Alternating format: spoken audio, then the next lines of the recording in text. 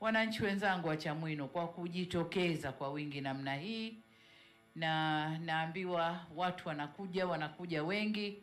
Niwaombe sana tujitokeze sana, tuje tuandikishe ili tupate haki ya kupiga kura, kutimiza wajibu wetu wa kikatiba.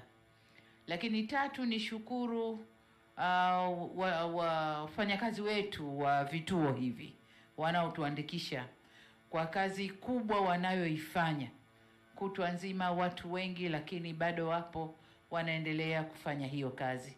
Mimi nawashukuru sana sana sana. Ndugu zangu, nami nimeona nijiunge nanyi hapa kituoni kwetu. Kama mnavyojua, mimi ni mkazi wa Chamwino na nimepiga kura nyingi huko nyuma, lakini kwa mwaka huu ni lazima nipige hapa Chamwino. Kwa hiyo ndio maana nimekuja kurekebisha taarifa zangu. Si mpiga kura mpya, lakini nimekuja kurekebisha taarifa zangu. Huko nyuma nilikuwa napiga Zanzibar kwa sababu nilikuwa makamu wa rais. Kwa naenda kupiga kule na rais wa jamhuri anapiga hapa Dodoma. Lakini mwaka huu inabidi nipige hapa makao makuu ya nchi, ambapo ndio makao makuu ya serikali yalipo.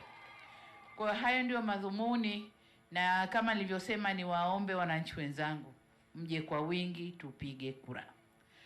Huu ni mzunguko wa pili, waambieni kule ambao hawajaja.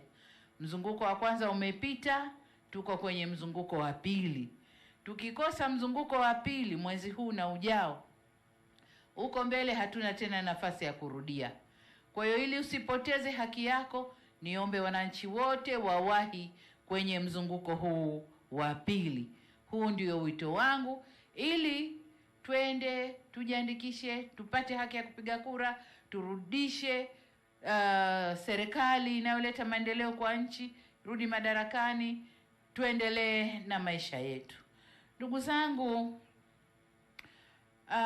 leo si siku ya maneno mengi. Nimekuja kurekebisha taarifa, nikaambiwa niwasalimie. Nimependa kuwasalimia na kuambia hayo. Nitumie fursa hii kuwashukuru tena na tena wakazi wenzangu wa Chamwino kwamba mnajitokeza, na naomba waiteni ambao hawajaja na wao waje. Baada ya kusema hayo, niwatakie kila laheri. Niwatakie kila laheri wafanyakazi wetu wa vituo hawa. Kazi ni ngumu, kazi ni nzito. Mungu atawapa uwezo waweze kuimaliza vizuri kazi hii, na vijichangamoto kidogo vinapotokea, stahamilini. Ukiambiwa subiri, labda mashine imechoka, subiri, basi subiri, mashine irekebishwe alafu tuendelee tena. Subiri, kadi zimepungua au zimekwisha, subiri, ziwe nyingine, tuendelee tena. Lakini nataka niwahakikishie kwa mipango mizuri tulioiweka, kila mwenye haki ya kuandikishwa ataandikishwa. Kwa hiyo